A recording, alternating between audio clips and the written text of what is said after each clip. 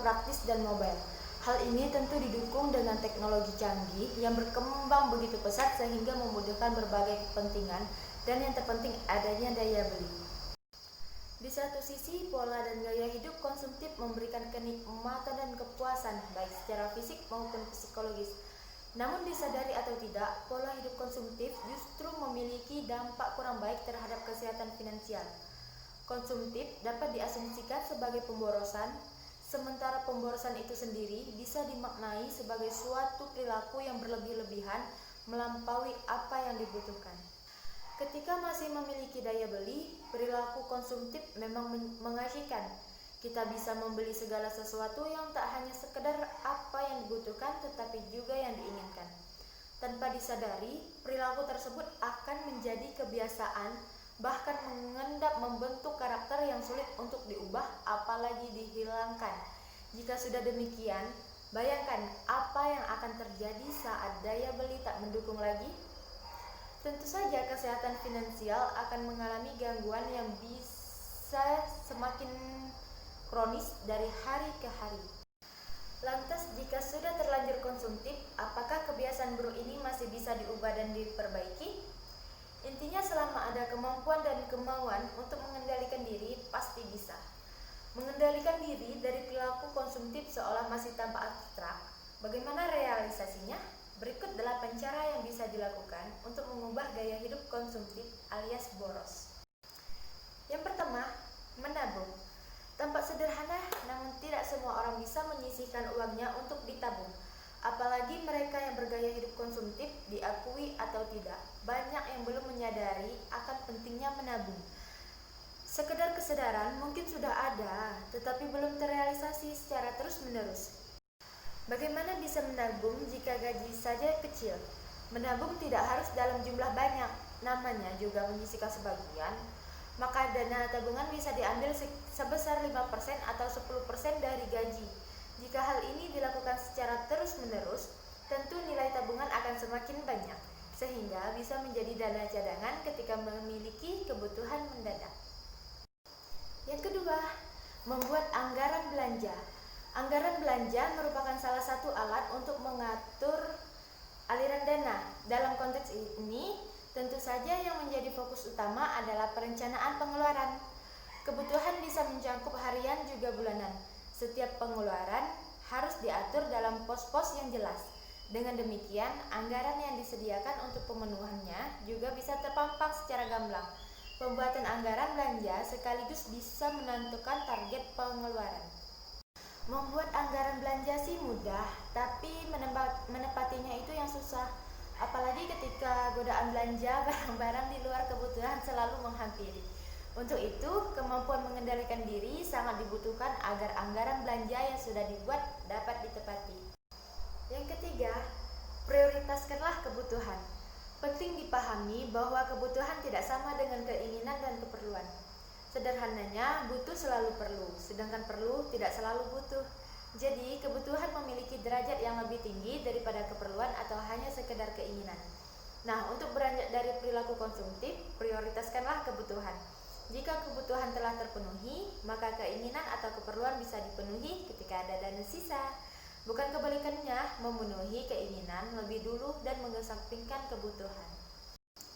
Ketika dana telah habis untuk memuaskan keinginan, muncul kebutuhan yang mau tak mau wajib dipenuhi sehingga harus merogoh kocek lebih dalam lagi. Beruntung kalau ada dana cadangan, jika tidak maka solusi yang harus diambil adalah dengan berutang. Tentu kondisi ini jauh dari tujuan hidup hemat. Yang keempat, hindari penggunaan kartu kredit. Ada yang bilang kartu kredit tak ubahnya seperti kartu setan. Dia begitu mudah membujuk dan merayu berperilaku konsumtif dengan berbelanja berlebihan bahkan untuk barang-barang yang sebenarnya tak dibutuhkan. Mudah, praktis, dan gengsi, itulah iming-iming yang menggelitik psikologis manusia, terutama yang hidup di perkotaan. Tanpa disadari, iming-iming tersebut justru menjerumuskan secara finansial karena penggunaannya akan dibebani dengan tagihan sebesar dana yang digunakan dengan plus bunga. Transaksi dengan kartu kredit yang bersifat virtual tanpa uang tunai dan tinggal gesek seolah menyihir penggunanya untuk belanja dan terus belanja. Asyik dan nyaman saja ketika menggunakannya, tetapi ketika sadar banyaknya tagihan dan pengeluaran berulah akan menyesakkan dada. Belanja menggunakan kartu kredit sebenarnya sah-sah saja, asal Anda memiliki komitmen dan kontrol diri yang kuat. Bagi Anda yang cenderung latah, sebaiknya menghindari berbelanja dengan kartu kredit dan lebih bijak jika menggunakan uang tunai. Dengan demikian, Anda tetap bisa mengontrol pengeluaran Anda. Yang kelima, kurangi jalan-jalan dan cuci mata di mal. Jalan-jalan dan cuci mata di mal atau pusat perbelanjaan memang mengasyikan, namun akan berbahaya jika hal ini menjadi kebiasaan, maka lama-lama akan menguras kantong Anda. Mengapa? Cuci mata di pusat perbelanjaan berpotensi menimbulkan niat belanja yang tidak terduga dan terencana. Ketika melihat suatu barang yang didisplay di toko, bisa jadi Anda langsung tertarik dan ingin membelinya, meskipun tidak ada rencana untuk membelinya dalam daftar belanja yang telah Anda buat. Yang keenam, mulailah berinvestasi. Investasi merupakan salah satu cara untuk menghindari perilaku konsumtif sekaligus merencanakan kehidupan masa depan yang lebih baik.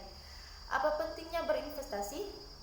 Investasi dapat dipahami sebagai penanaman modal pada suatu usaha atau barang tak bergerak dengan tujuan memperoleh keuntungan di masa mendatang. Ketika usia Anda tak lagi produktif, investasi bisa menyelamatkan kehidupan masa tua Anda. Misalnya saja, Anda membeli properti, jika belum ingin memanfaatkannya untuk diri sendiri, Anda bisa menyewakannya kepada pihak lain sehingga Anda memperoleh keuntungan dari uang sewanya. Selain itu, Anda juga bisa menikmati nilai properti yang cenderung meningkat setiap tahunnya.